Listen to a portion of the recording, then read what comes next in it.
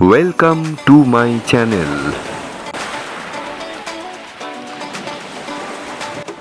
আজ আমরা যাব চন্দ্রভাগা সমুদ্র সৈকত, পুরী।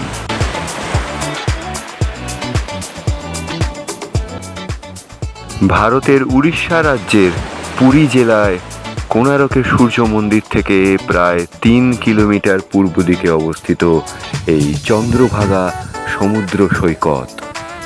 চন্দ্রভাগা সমুদ্র সৈকতের সবচেয়ে কাছের রেলওয়ে স্টেশন হলো পুরী, 35 কিলোমিটার দূরে।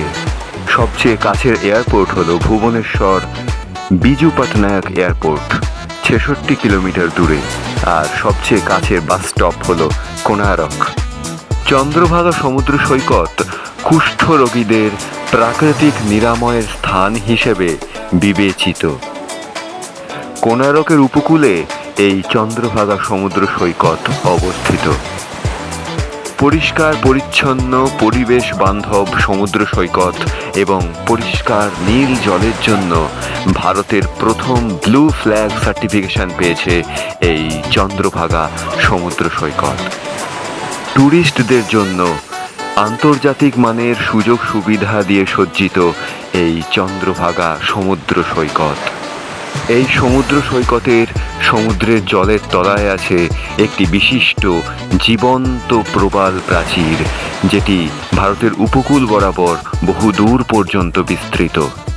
পৌরাণিক কাহিনী অনুযায়ী ঋষি কন্যা চন্দ্রভাগা তার জাদুকরী কবচ দিয়ে সূর্য দেবতার মোহনীয়তাকে আকর্ষণ করেছিলেন।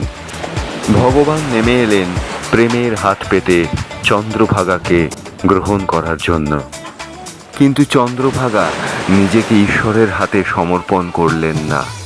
প্রেমে উন্মত্ত সূর্যদেবের ভয়ঙ্কর মূর্তি দেখে ভীত চন্দ্রভাগা নিজের সতীত্ব রক্ষা করার জন্য এই সমুদ্রের জলে ঝাঁপ দিয়ে আত্মহত্যা করেছিলেন।